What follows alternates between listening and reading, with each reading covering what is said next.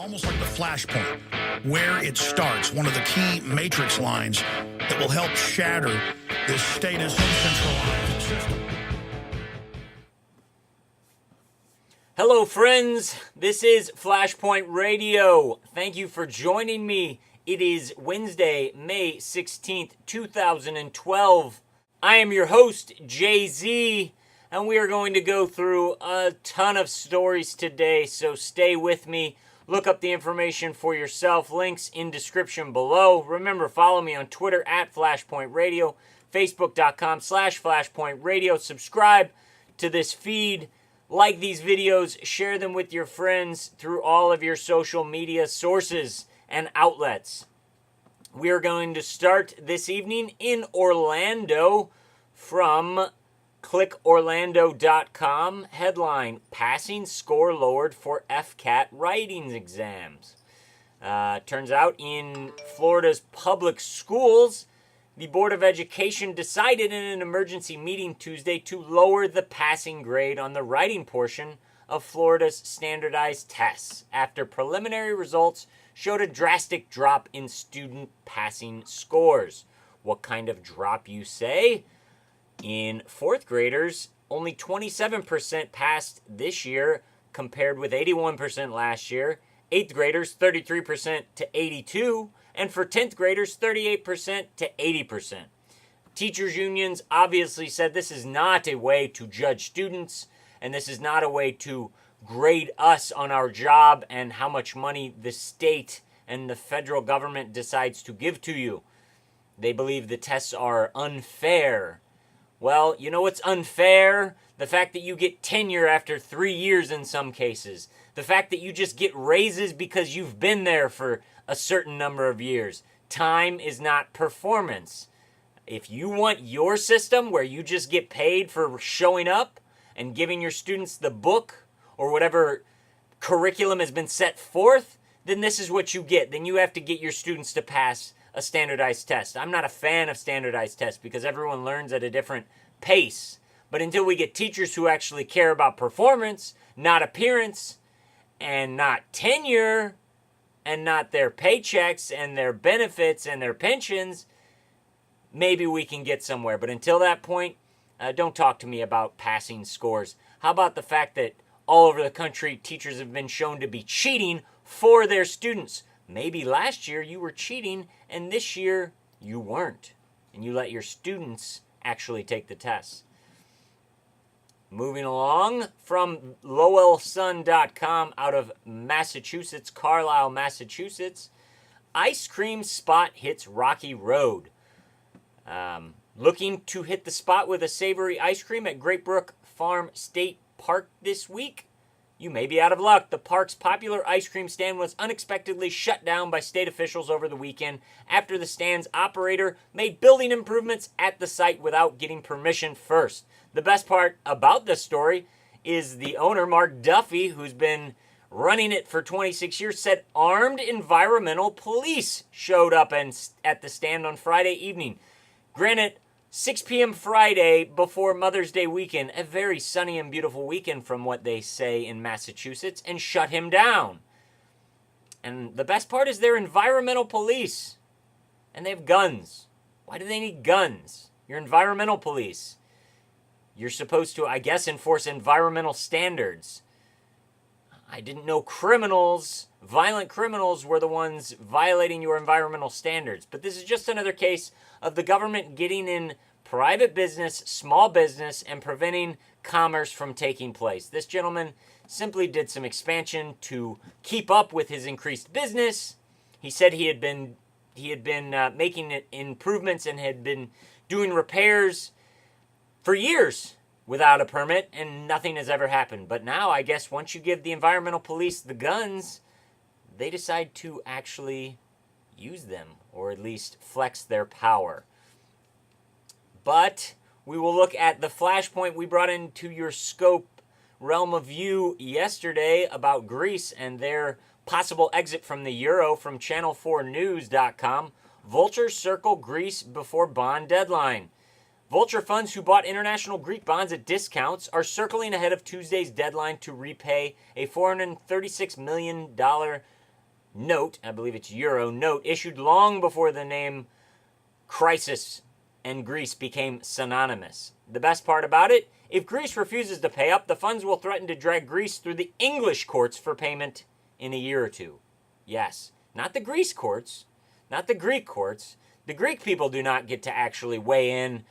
Their legal system does not actually get to judge their government's debt and their government's dealings economically. No, an English court.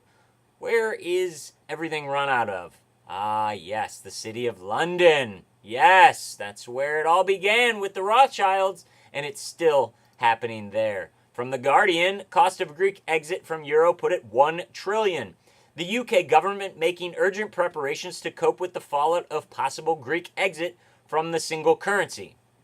Well, Great Britain is making their preparations, and you can bet that every other Euro country and country in the European bloc is doing the same, because the dominoes will begin to fall. Because the Euro was set up to destroy the economy of all sovereign nations. And as it does it one by one, well, some will get in line and others will try to jump ship and others will try to opt out of the euro. And once that starts happening, once people start to opt out, not through bankruptcy, not through financial collapse, oh, the fear will spread to all of the central bankers and they will then bring in their tyranny. What is one way they'd like to bring in their tyranny in this country? Well, it's the NDAA, National Defense Authorization Act, which included the military detention portion of the law. From Bloomberg.com, military detention law blocked by New York judge. This is a victory for liberty and for citizens' rights. A federal judge temporarily blocked enforcement of a section of the National Defense Authorization Act that opponents claim allow for indefinite military detention. Judge Catherine Forrest ruled in favor of a group of writers and activists. They're journalists, and they claim that journalists could possibly be thrown in to a detention center or Guantanamo simply for interviewing someone who is associated with a terrorist group or the government says is associated with a terrorist group. That's fine and dandy. I would just like to know that this judge uses this ruling to cover all citizens and not just journalists and activists, because all citizens are afforded the rights given to us by God and spelled out in the Declaration of Independence and the Bill of Rights. And one person who understands that is our friend Judge Napolitano, the man who was blackballed, kicked off Fox Business Channel, but that didn't shut him up. From Infowars.com, Judge Napolitano, first patriot to shoot down a government spy drone, will be a hero. And I'm not just saying that. He didn't just write that. He said those words. Let's listen to them right now, because I like listening to the judge. So we have the Defense Department and we have local police watching us from the sky, none of which is legal without a warrant from a judge. So President Obama didn't wake up and say, I want to see all Americans and find out what they're doing. This is something that came from the Defense Department or the Department of Justice. Well, the Defense Department is not permitted to do anything in the United States of America against American citizens without an executive order from the president, and he can only issue one in time of rebellion or national disaster. That's the federal law. For him to permit the Air Force to spy on us, no matter how noble their goal may be, is a violation of federal law, unless he signed an executive order and we don't know about it, in which case that would be unlawful because the executive orders of this nature have to be published. The first American patriot that shoots down one of these drones that comes too close to his children in his backyard will be an American hero. Wow, that's awesome, and that is true. If a drone comes into my space, threatens my children or my privacy, I might just have to shoot it down. Ooh. I'm sorry, I shouldn't have said that. All those people that are watching this, yeah.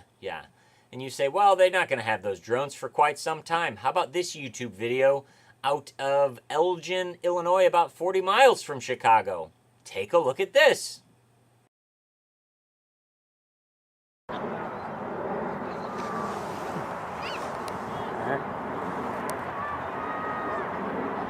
Oh, that's an odd little plane.